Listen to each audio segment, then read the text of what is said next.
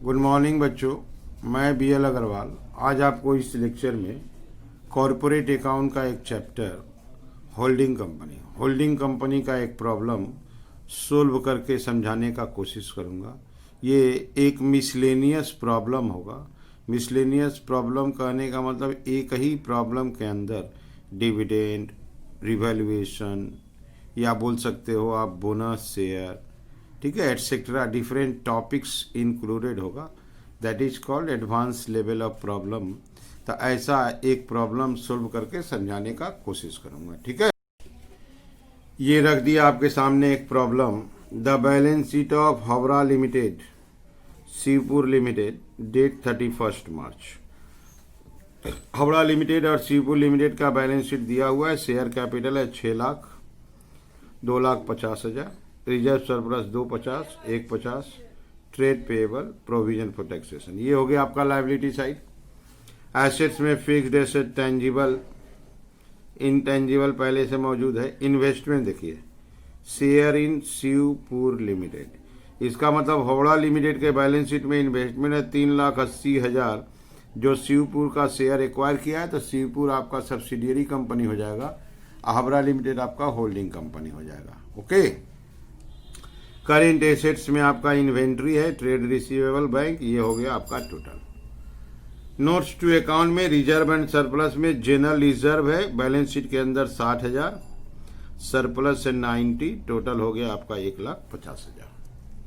Fixed asset tangible में देखिए यहाँ मशीनरी है, व्हीकल और फर्नीचर है, तीनों का अपना अपना दाम दिया हुआ। इनटेंजिबल में गुडविल है। तो ये हो गया आपका बैलेंस शीट। मेन होगा एडिशनल इंफॉर्मेशन। सबसे पहले देखिए यहाँ हम लोग 2,000 शेयर एक्वायर किए थे। एक्वायर साल के शुरू में किए थे, that is beginning of the year.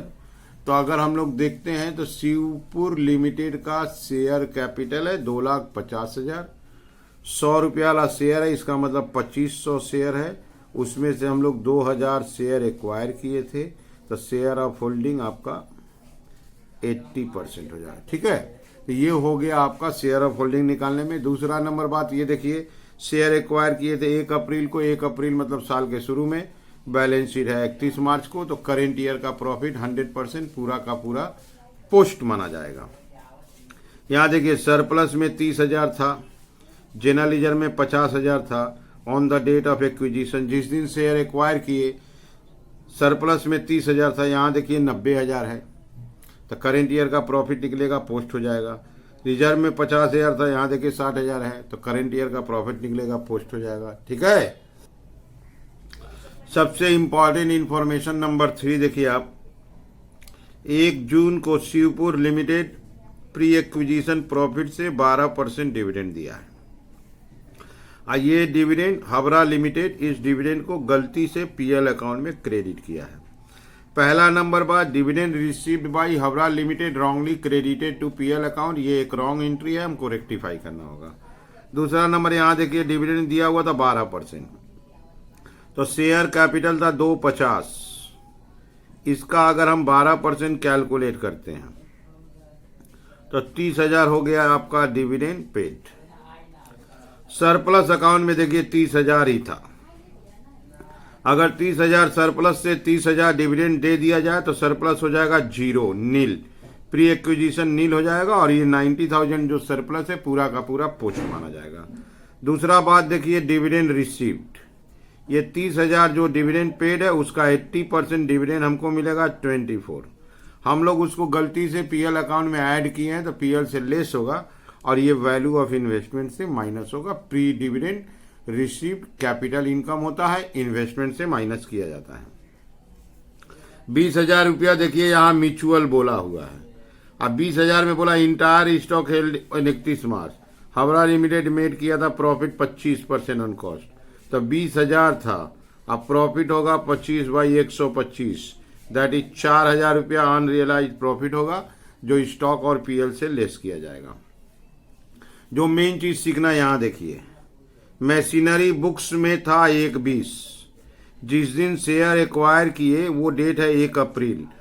उस दिन अगर शेयर एक्विजिशन के डेट में रिवैल्यूएशन किया गया 144, 1/20 का मशीन है और 144 किया किया तो इट मीन्स रिवैल्यूएशन आपका प्रॉफिट होगा 24,000। 20 का मशीनरी है, अब 144 किया गया तो 24,000 रुपया रिवैल्यूएशन प्रॉफिट होगा। इसके ऊपर डेप्रिसिएशन भी कैलकुलेट करना होगा। डेप्रिसिएशन का परसेंटेज कैसे जानेंगे? ये देखिए 1,20,000 ओपनिंग है, यहाँ देखिए मशीनरी का 1,08,000 क्लोजिंग है, तो 1,20 ओपनिंग से 1,08 क्लोजिंग गया, तो इसका मतलब यहाँ 12,000 रुपया रिड्यूस हो गया। अब 12,000 का मतलब होता है आपका 10%, तो यहाँ पे डेप्रिसिएशन 2,400 हो जाएगा। ठीक है, फिर इसको वर्किंग में आराम से लिख के दिखाएंगे। फिर से आप एक बार देख लो, मशीनरी 1,20 है, साल के शुरू में 1,20 है, साल के अंत में 1,08,000 है, 12,000 कम है तो वो 12,000 डेप्रिसिएशन है। 12,000 डेप्रिसिएशन 1,20 का 10% होता है। 1,20 का मशीन का 144 हो गया, 24,000 रुपया दाम बढ़ाया गया, ये हो गया आपका रिवैल्यूएशन प्रॉफिट। इस 24,000 का 10% डेप्रिसिएशन 2,400 हो जाएगा। टॉपिक का बात करें तो यहाँ आपका रिवैल्यूएशन था, यहाँ आपका डिविडेंड था। ठीक है, इसमें म्यूचुअल भी था, अनरियलाइज्ड प्रॉफिट भी था। ओके, चलिए अब इसको सोल्व करके देखते हैं। ठीक है, सबसे पहले वर्किंग का बात करते हैं, तो यहाँ पे रेट ऑफ डेप्रिसिएशन करते हैं। रेट ऑफ डेप्रिसिएशन का होता है opening minus closing divided by opening into 100। Machinery का वर्किंग कर रहे हैं। मशीनरी का ओपनिंग आपका था 1,20,000, क्लोजिंग था 1,08,000, डिवाइडेड बाय ओपनिंग 1,20,000 इंटू 100, तो 10% आ जाएगा। रिवैल्यूएशन प्रॉफिट उसका वैल्यू किया गया मार्केट में 144, अब बुक में दाम था 120, तो रिवैल्यूएशन प्रॉफिट आपका हो गया 24। डेप्रिसिएशन, इस रिवैल्यूएशन के ऊपर अगर डेप्रिसिएशन करते हैं तो 24,000 का 10% 2,400। ठीक है, dividend paid out of pre acquisition profit. बोला हुआ है सब्सिडियरी कंपनी आपका 12% डिविडेंड दिया है, उसका शेयर कैपिटल 2,50,000 था, 12% डिविडेंड देता है तो डिविडेंड आपका होता है 30,000। यहीं पर एक और आगे लाइन बढ़ा देते हैं, dividend received by holding company. Holding company कितना डिविडेंड रिसीव किया? 30,000, और उसका परसेंटेज आया था शायद 80%, दैट इज 24,000। ये हमारा मिसलेनियस वर्किंग है बिना नंबरिंग का। सबसे पहले रेट ऑफ डेप्रिसिएशन जरूरी था, रिवैल्यूएशन पता है, उसके ऊपर डेप्रिसिएशन निकाल दी। ये थोड़ा एडिशनल वर्किंग कर दिए डिविडेंड पेड और रिसीव्ड का। ओके, अब हम लोग चलते हैं अपना मेन वर्किंग। 1 नंबर वर्किंग करते थे share of holding. Share of holding कहने का मतलब हम लोग वहाँ से जो शेयर खरीदे थे वो 2,000 शेयर खरीदे थे, सामने वाले के पास 2,500 शेयर था, इंटू 100, तो शेयर ऑफ होल्डिंग 80%। यहीं पर आ जाएगा share of minority. Share of minority तब उसका हो जाएगा 500 शेयर, 2500 इंटू 100 से 20%। ओके, तो शेयर ऑफ होल्डिंग हो गया 80%, माइनॉरिटी हो गया आपका 20%। Analysis of profit pre post. सबसे पहला काम करते हैं जनरल रिजर्व। जनरल रिजर्व आपका 1 अप्रैल 19 को जनरल रिजर्व 50,000 था। बैलेंस शीट के अंदर में जनरल रिजर्व 60,000 है, तो करेंट ईयर पूरा पोस्ट होगा 10,000।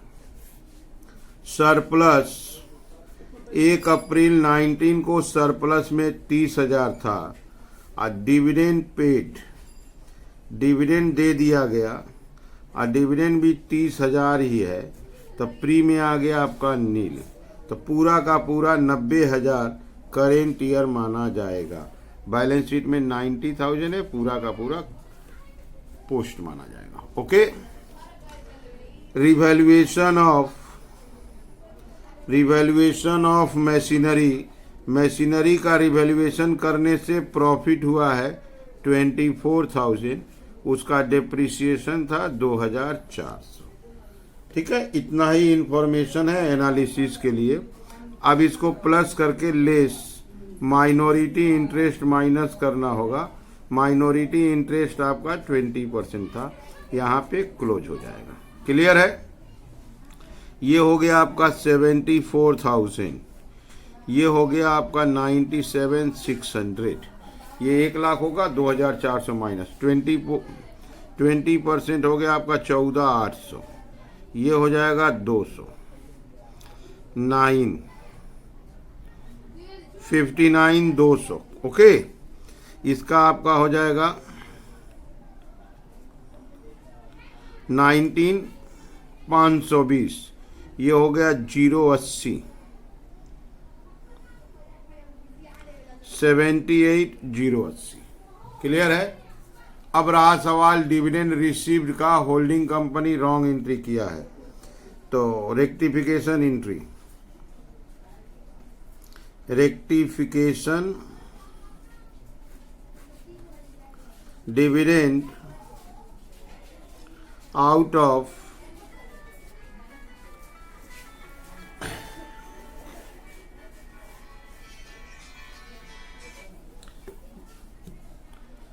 dividend out of pre-acquisition profit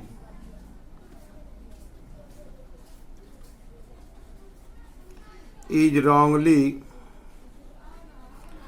included in profit and loss account by Havra Limited. Therefore, rectification will be, इसलिए रेक्टिफिकेशन करना होगा। डिविडेंड रिसीव्ड जो था, हावड़ा लिमिटेड जो डिविडेंड पाया था वो प्री एक्विजिशन प्रॉफिट से डिविडेंड है, तो उस डिविडेंड रिसीव्ड को वो पीएल अकाउंट में क्रेडिट किया है, तो ये हो गया आपका रॉन्ग एंट्री, इसलिए रेक्टिफिकेशन लगेगा। और रेक्टिफिकेशन होगा आपका profit and loss account debit to investment. Rectification होगा आपका profit and loss account debit to investment in Shivpur limited. उसका अमाउंट हम लोग ऊपर ही कैलकुलेट कर लिए थे, 30,000 डिविडेंड का 80% 24,000। दोनों जगह से माइनस करना है, पीएल से भी माइनस होगा, इन्वेस्टमेंट से भी माइनस होगा। वर्किंग नंबर 3 हम लोग का था cost of control. Value of investment हम लोग जो उसका शेयर एक्वायर किए थे तो उसका वैल्यू दिए थे 3,80,000 माइनस डिविडेंड रिसीव्ड। जो डिविडेंड रिसीव्ड का रॉन्ग एंट्री किए हैं उसको माइनस कर देंगे तो आपका 356 आ जाएगा। Less paid up value of share, हम लोग जो उसका 2,000 शेयर परचेज किए थे उसका वैल्यू 2 लाख। अब प्री एक्विजिशन प्रॉफिट आया था आपको 59,200, 259,200 माइनस करेंगे, गुडविल आएगा।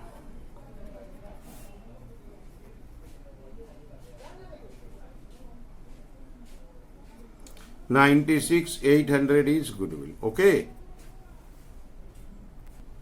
तो ये हो गया आपका वैल्यू ऑफ इन्वेस्टमेंट से डिविडेंड रिसीव जो माइनस करना भूल गया था उसको माइनस कर दिए, फिर पेड अप वैल्यू और आपका प्री एक्विजिशन प्रॉफिट। नंबर 4 होता था माइनॉरिटी इंटरेस्ट, इसमें आता है paid up value of share. Paid up value of share उसका 500 शेयर वो लोग परचेज करके रखा था 50,000। ऐड में आएगा प्री एक्विजिशन प्रॉफिट ऐड में आएगा post acquisition profit. Pre acquisition profit आपका 14,800 था, अब पोस्ट आपका था 19,50520, ये हो गया आपका 320, 84 320। क्लियर है। अभी और वर्किंग है unrealised profit. Unrealised profit stock का इंफॉर्मेशन में था कि हम लोग के पास इंटायर स्टॉक बचा हुआ है। इंटायर स्टॉक कहने का मतलब 20,000 और उसके ऊपर प्रॉफिट का परसेंटेज था 25% on cost, that is unrealised profit is 4,000। Number 6 consolidated general reserve. अपना जनरल रिजर्व पहले से था आपका 1,00,000 रुपया। इसमें ऐड करेंगे पोस्ट एक्विजिशन। पोस्ट कॉलम में जनरल रिजर्व दिए थे 10,000, उसका 80% 8,000 प्लस करेंगे 1,08,000। और एक वर्किंग करते हैं, ये 7 नंबर लास्ट वर्किंग होता है हम लोग का। Consolidated surplus. अपना सरप्लस कंपनी, होल्डिंग कंपनी का अपना सरप्लस था 150। इसमें ऐड करेंगे पोस्ट एक्विजिशन।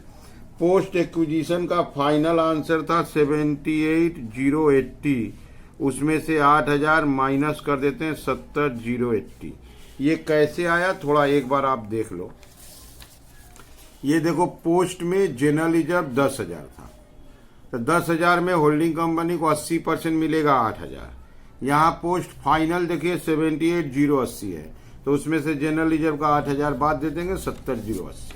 ओके, अब इसको ऐड किए 220,080, इसमें से माइनस होगा अनरियलाइज्ड प्रॉफिट। अनरियलाइज्ड प्रॉफिट 4,000 था, माइनस होगा डिविडेंड रिसीव्ड। डिविडेंड रिसीव्ड गलती से उसमें इंक्लूडेड है, तो डिविडेंड रिसीव्ड आपका 24,000 था, तो ये हो जाएगा 192,080। 28,000 बाद जाएगा 192,080 हो गया।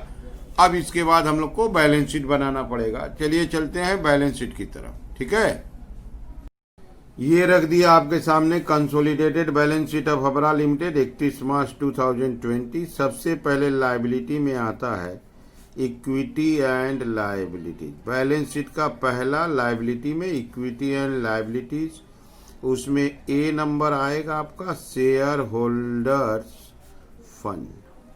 शेयर होल्डर्स फंड में share capital. Share capital holding company का लिखते हैं, सब्सिडियरी का शेयर कैपिटल इलिमिनेट हो जाएगा 6 लाख। ओके, आपका 2 नंबर में लाते हैं रिजर्व एंड सरप्लस।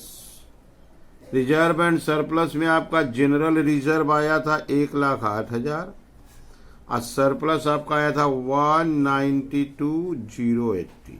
ये हो गया आपका 3,00,080। ओके, बी नंबर में लाएंगे नॉन करेंट लायबिलिटीज। इसमें लोन और डिवेंचर आता है, पहले से ही नहीं था। सी नंबर में लाएंगे करेंट लायबिलिटीज। करेंट लायबिलिटीज में ट्रेड पेएबल्स दोनों का ऐड करने के बाद उसमें म्यूचुअल आपका 20,000 है, तो ट्रेड पेएबल था 70,000 प्लस 60,000 माइनस 20,000 1,10,000।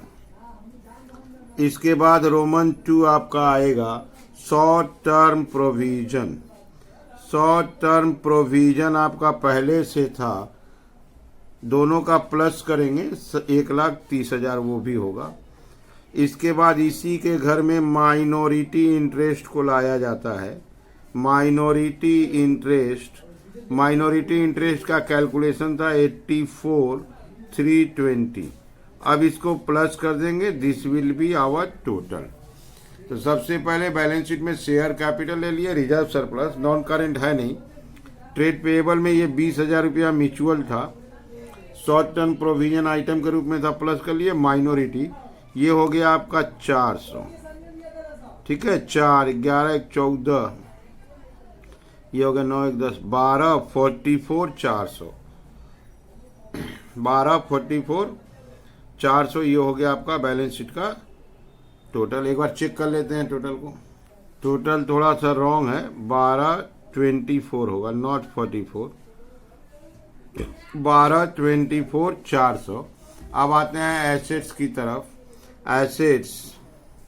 एसेट्स में ए number non current assets. Non current assets में एक नंबर होगा आपका फिक्स्ड एसेट। फिक्स्ड एसेट्स में टेंजिबल जो था उसमें रिवैल्यूएशन प्लस करना होगा। तो टेंजिबल एसेट्स आपका था 330 और 188, तो यहाँ 3,30,000 प्लस 188,000 प्लस 24,000 रिवैल्यूएशन का माइनस 2,400 डेप्रिसिएशन का, ठीक है। दोनों एसेट प्लस किए, 24,000 प्लस माइनस 2,400, ये हो गया आपका 539,600। उसके बाद इंटेंजिबल में गुडविल आता है। पहले से इंटेंजिबल था आपका 60,000, अब प्लस 40,000, 60,000 प्लस 40,000, और वर्किंग में आया था 96,800, ये हो गया आपका 196,800। तो ये हो गया आपका इंटेंजिबल। बी नंबर में आपका आएगा करेंट एसेट्स। करेंट एसेट्स में इन्वेंट्री आपका दोनों का प्लस हो जाएगा, और उसमें से अनरियलाइज का 4,000 माइनस होगा। इन्वेंट्री था 70,000 प्लस 1,40,000 माइनस 4,000 अनरियलाइज का 206। यहाँ पे आएगा आपका ट्रेड रिसीवेबल में भी म्यूचुअल था, जो ट्रेड पेएबल से 20,000 माइनस हुआ था। ये होगा आपका 60,000 प्लस 1,00,000 माइनस 20,000, दैट इज 1,40,000। इसके बाद और एक आइटम है आपका बैंक दोनों प्लस कर देंगे 142,000। अगर टोटल मैच करता है तो हम लोग क्वेश्चन को सही सोल्व कर लिए हैं। 539,600 प्लस 196,800 प्लस 206,000 प्लस 1,40,000 142,000, आपका आया 12,24,400। यहाँ भी देखिए 12,24,400, यहाँ भी 12,24,400। इसका मतलब हम लोग बैलेंस शीट ठीक बना लिए हैं। ये समझ लीजिए, टेंजिबल दोनों का प्लस किए, ये रिवैल्यूएशन प्रॉफिट था, ये डेप्रिसिएशन था। इंटेंजिबल ये दोनों दिया हुआ था, वर्किंग से 96,800 आया था। इन्वेंट्री दोनों का प्लस करने के बाद अनरियलाइज माइनस किया, ओके। ये ट्रेड रिसीवेबल दोनों प्लस करने के बाद 20,000 म्यूचुअल माइनस कर दिए, ठीक है। तो ऐसे करके बैलेंस शीट बना दिए, दोनों साइड मैच कर गया। आप लोग वीडियो को पॉज करके क्वेश्चन को लिख लीजिए, मेरे साथ धीरे धीरे सोल्व कीजिए, देखिए आपको समझ में आ जाएगा। ये एडवांस प्रॉब्लम है, इसमें एक क्वेश्चन में 2-3 एडजस्टमेंट्स रहेगा, ठीक है। Okay, thank you, bye.